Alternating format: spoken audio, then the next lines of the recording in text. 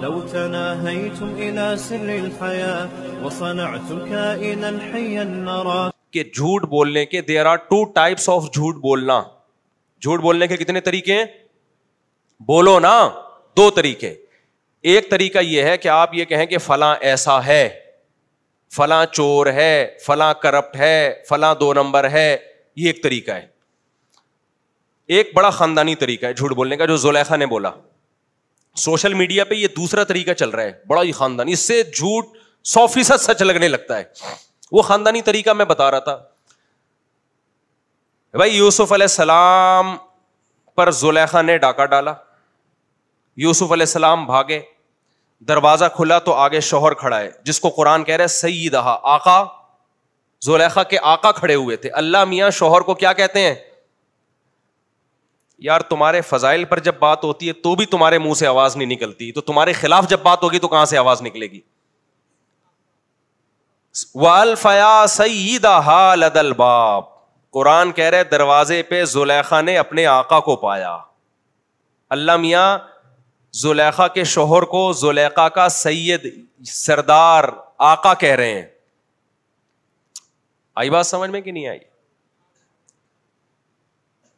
آج جو خواتین کے حقوق میں بہت سے حقوق تو ملنے چاہیے خواتین کو جو نہیں مل رہے, لیکن کچھ ایسے ہیں کہ محل مغرب کو خوش کرنے کے لیے وہ دے دی ہیں خواتین. اسلام میں عورت ماتحت ہوتی ہے اپنے ہسبینڈ کی, سمجھ رہے ہو کہ نہیں سمجھ رہے, اور شوہر اس کا آقا ہوتا ہے. ہم یہ نہیں کہہ رہے کہ وہ اس کے پاؤں کی جوتی ہوتی ہے عورت, یا اس کی قدموں کی خاک ہوتی ہے, ہم یہ نہیں کہہ رہے. ہم کہہ رہے ہیں گھر کا سربراہ کون ہے بھائی؟ میاں ہے, وہ سربراہ مان لو آپ اس کو. اب دیکھو زلیخا نے جو رپورٹ پیش کی نا, اب یہ جو زلیخا کا میاں تھا اس نے جب دیکھا کہ یار یہ کیا ہو رہا ہے, میری بیوی اور یہ نوجوان ایک بند کمرے میں, یہ کیا مسئلہ ہے, تو زلیخا نے یہ نہیں کہا کہ یوسف نے مجھ پہ دست درازی کی ہے, یہ مجھے غلط نیت سے معاذ اللہ دیکھ رہے تھے, یہ نہیں کہا. یہ اگر اس طرح زلیخا بولتی تو یہ جھوٹ کی پہلی قسم ہوتی.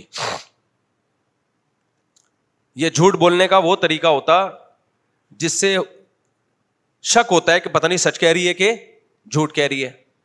تھوڑی سی آواز بڑھا دیں اس کی, پہلے گونج رہی تھی نا آواز. زلیخا نے کہا ما جزاء من اراد باہلک سوءا الا ان یسجن او عذاب علیم. اے میرے آقا, اے میرے سرتاج, مجھے آپ یہ بتائیے کہ آپ کی بیوی پر اگر کوئی غلط نیت سے ہاتھ ڈالنے کی کوشش کرے اس کی کیا سزا ہونی چاہیے. یہ جھوٹ کی کون سی قسم ہے؟ جھوٹ بولنے کا اسٹائل نمبر 2, کہ یہ تو بحث میں پڑھو ہی نہیں کہ غلطی میں نے کی ہے یا اس نے کی ہے, یہ تو بحث ہی غلط ہے. آپ سزا بتائیں کہ اس کی سزا کیا ہونی چاہیے. آپ کو جھوٹ بولنے کا طریقہ سکھا رہا ہوں, اگر کبھی پکڑے گئے نا تو اس طرح سے بولا کرو جھوٹ. مرد کیسے پکڑا جاتا ہے؟ مرد کے پکڑے جانے کا یہی خطرہ ہوتا ہے کہ وہ جو ایک صاحب تھے نا,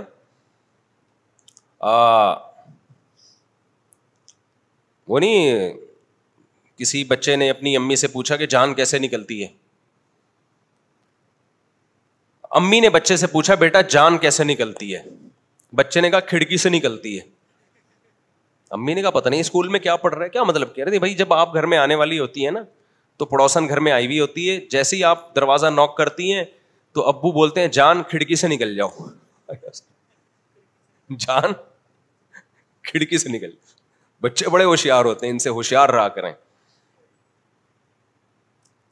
دیکھو پکڑے گئے کہ نہیں پکڑے گئے. تو جب بھی پکڑے جائیں نا, جھوٹ بولنے کا ایک دوسرا طریقہ بتا رہا ہوں آپ کو میں.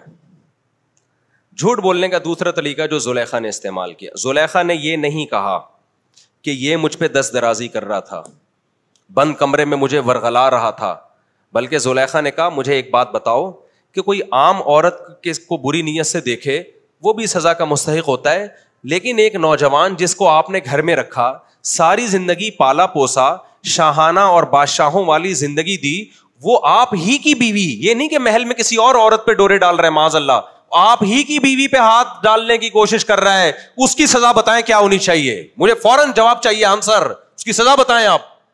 الا ان یسجن او عذاب علیم، جیل میں ڈالنا ہے اس کو یا دردناک کرنے ہیں، یہ آپ فیصلہ کریں گے. یہ ہے جھوٹ کی وہ قسم کے اگلے کو تحقیق کے قابل ہی نہ چھوڑو کہ غلطی کس کی ہے، سزا کا مطالبہ کرنا شروع کر دو. بالکل مولویوں پہ جو سوشل میڈیا پہ الزامات لگ رہے ہیں نا، ان میں بہت سے الزامات اس نوعیت کے لگ رہے ہیں، بہت سے الزامات اس نوعیت کے لگ رہے ہیں کہ ان مولویوں نے ایسا کر دیا، بتاؤ ان مولویوں کے ساتھ کیا ہونا چاہیے. بھائی تم پہلے فیصلہ تو کرو، یہ ان مولویوں نے کیا ہے یا تمہارے حکمرانوں نے کیا ہے یا تمہارے تعلیمی اداروں نے کیا ہے یہ کام؟ تو میں اپنا بتا رہا تھا، میرے اوپر جو الزام لگایا ہے نا، انہوں نے کہا نمبر ایک یہ نئے نئے لوگ آئے ہیں تو الزام کو ریپیٹ کر دوں. میرا مقصد اپنی صفائی بیان کرنا نہیں ہے، میرا مقصد اس شخص پہ رد کرنا نہیں ہے. میرا مقصد تو یہ ہے کہ سوشل میڈیا پہ اس طرح کے لوگ اس طرح الزامات لگا رہے ہیں، آپ کو ان لوگوں سے ہوشیار رہنا پڑے گا، چاہے وہ سیاسی لیڈروں پہ لگائیں، چاہے وہ کسی پہ بھی لگائیں، چاہے وہ مولویوں پہ لگائیں. الزامات جب تک آپ اپنی آنکھوں سے نہ دیکھ لو یا متعلقہ شخص سے رابطہ کر کے تحقیق نہ کر لو، پروپیگنڈے کی دنیا ہے، 5th ورلڈ وار ہے یہ، اس میں تباہ ہو جاؤ گے انہیں پروپیگنڈے میں آپ. تو انہوں نے الزام لگایا مفتی صاحب نے 2014 میں یوٹیوب کو حلال کیا، 15 میں حرام کیا، 15 میں حلال کر دیا. حالانکہ نہ میں نے 2014 میں حرام کیا نہ 15 میں حلال کا فتویٰ تو دیا. پھر دوسرا الزام یہ لگایا کہ مفتی صاحب نے 2014 میں یوٹیوب کی آمدن کو حرام کہا، پھر 15 میں حلال اس لیے کیا کہ اپنا چینل بنایا. حالانکہ میرا 2018 میں چینل بنائے، 2015 میں. یہ دوسرا جھوٹ بھی. تیسرا جھوٹ، مفتی صاحب لوگ ڈراپ شپنگ کو حرام کہتے ہیں، حالانکہ ہم حرام کہتے ہی نہیں ہے. ٹھیک ہے نا، ہم تو اس میں کچھ ڈیٹیل بتاتے ہیں، بھائی اس طرح سے حلال ہے، یہ کرو گے تو حلال ہے، یہ کرو گے تو حرام ہے. چوتھا الزام یہ کہ یہ مولوی لوگ مسجد اور مدرسوں میں بند رہتے ہیں، انہوں کیا پتا کہ ڈراپ شپنگ کیا ہوتی ہے. مسجد اور مدرسوں میں بند نہیں رہتے بھائی، ہم 5 ٹائم مسجد میں آتے ہیں. ہم تو چاہتے ہیں کہ مسجد میں بند ہو، کچھ اللہ کا ذکر زیادہ کریں. سمجھتے ہو کہ نہیں سمجھتے ہو؟ اور مدرسوں میں بند نہیں ہوتے، مدرسوں میں تحقیق کا کام ہوتا ہے. لیکن نیچے لوگوں میں کسی ایک شخص کو بھی یہ توفیق نہیں مل رہی کہ اس سے سوال کرے کہ آپ نے جو مفتی طارق مسعود صاحب پہ الزامات لگائے ہیں اس کا کوئی ثبوت پیش کریں، کوئی کلپ چلائیں آپ ان کا. نہ نہ نہ نہ. آگے جو پوری عمارت کھڑی کی اس نے کہ یہ مولوی لوگ تمہیں تجارت سے روک رہے ہیں، یہ یوں کر رہے ہیں اور یہ ایسے کر رہے ہیں، اور میرا بیڑا غرق کر دیا، پہلے مجھے فتویٰ دیا حرام ہے اور میں نے سارا کاروبار چھوڑ دیا، اب کہہ رہے ہیں حلال ہے، وغیرہ وغیرہ نا. لیکن لوگ ان الزامات کی نہیں کر رہے کہ تحقیق کریں ہم، بلکہ لوگ بھی اس میں شامل ہیں کہ ان مولویوں کا ہونا کیا چاہیے. تو یہ ہے آج سوشل میڈیا کا پروپیگنڈا، اور یہ ہر جگہ ہی ہے. ڈاکٹروں کے خلاف بھی ہے یہ پروپیگنڈا،